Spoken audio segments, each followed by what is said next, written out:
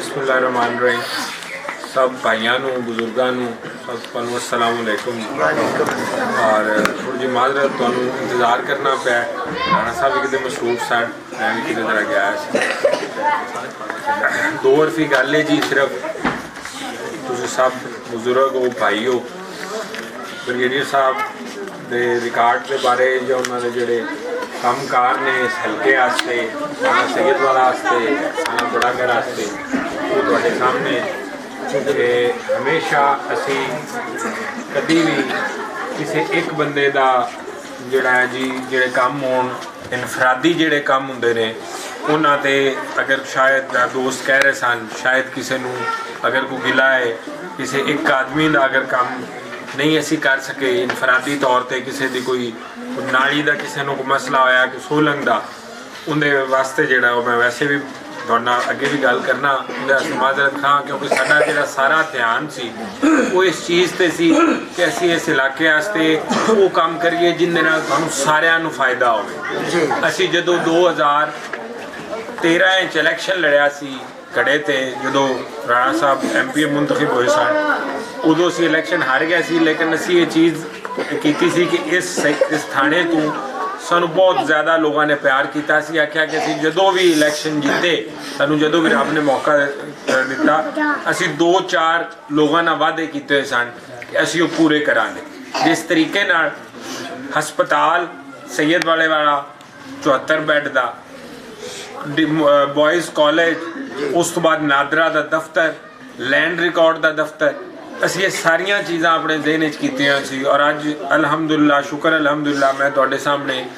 ये चीज़ अज फखर ना कह सकना कि असी अपने सारे वादे पूरे किए। मैं तुहाडे सब भाइयों नाल फिर भी दोबारा ये चीज़ कहना कि अगर कोई भाई साडे नाल इस वजह तो नाराज़ है कि कोई ऐसा काम कोई इनफरादी तौर पर कोई काम गया होवे असी क्योंकि इस थाने कचहरी वाली सियासत से साडा कोई एतबार नहीं है। इस थाने कचहरी वाले जिहड़ा कल्चर है इस पासे तुहाडे वाली साइड ते असी उहदे ते एतबार नहीं रखते। मैं 2.5 साल असी हुकूमत की 3.5 साल प्रॉपर की 2.5 साल मैं ब्रिगेडियर साहब के नाल चलिया। 2.5 साल दे विच कोई आदमी आके 2018 तो बाद वो आदमी आके कह दे कि पीर सरवर शाह ने या ब्रिगेडियर साहब ने साढ़े तो झूठा पर्चा करवाया तो असी इलेक्शन छड्ड किसी अपने मुखालफ तिकर नूं तंग नहीं किया, बल्कि एक गल मैं तुहानू ही अज बावर करवाना कि असी किसी गलत बंदे नाल ना साथ पहले दिता है ना हुण देना है। अगर कोई आदमी अपने ज़हन साडा हामी ये चीज़ लिया है कि पीरां दा असी साथ देइए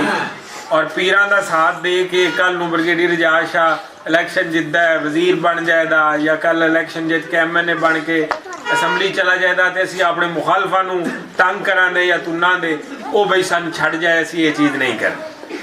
असी हमेशा हक और सच दे नाल रहे हैं। असी मुखालफत ले ली अपने दोस्तों की असी मुखालफत ले ली है, लेकिन असी किसी नाल ज़्यादती नहीं की। साढ़े वास्ते बड़ी खुश नसीबी की गल है मेरे चाचू लगते हैं बुजुर्ग ने इन्हां नाल वैसे भी बहुत अच्छा रिश्ता सी। राणा गुड़हन साहब साढ़े नाल इस बारी लगे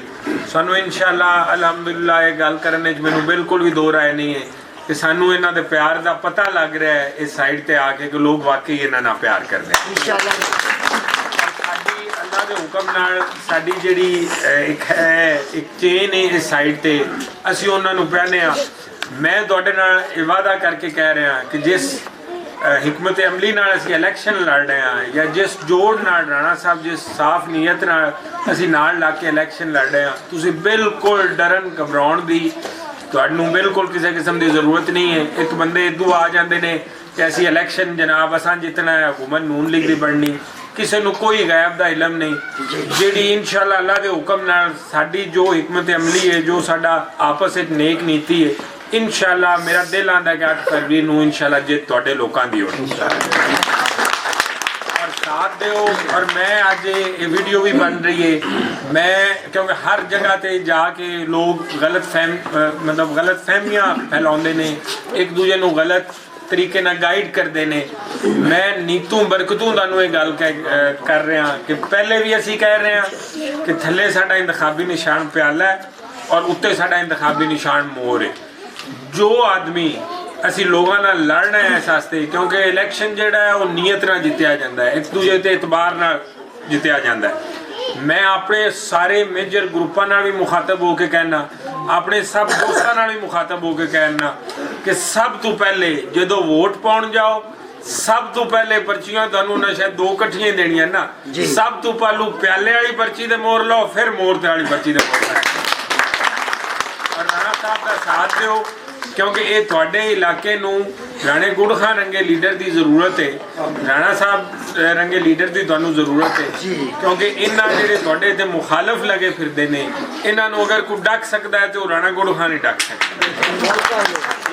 साडा साथ दिओ। तुसीं वेखिआ कि ब्रिगेडियर साहब ने यूनिवर्सिटी बनाई, हमेशा तुहाडे बच्चिआं दा सोचिआ, तुहाडा सोचिआ, अल्लाह के हुक्म नाल सिर्फ 3.5 साल हुकूमत रही है। इंशाअल्लाह तुसीं वेखो दे